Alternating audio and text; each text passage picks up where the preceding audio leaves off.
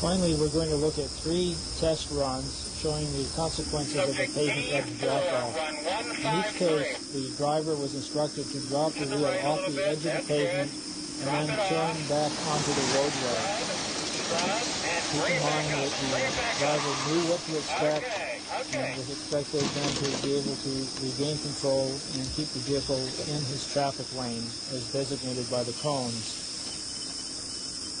Of course, in real life, most motorists aren't expecting a shoulder drop-off and may overcorrect, resulting in a far more severe crash. Subject D4, run 154. Once again, you'll see an actual driver in the vehicle being directed to drive off the pavement and then after a brief period of time directed to get back onto the roadway. In this particular case, he did it with very little difficulty. But let's look at the last example.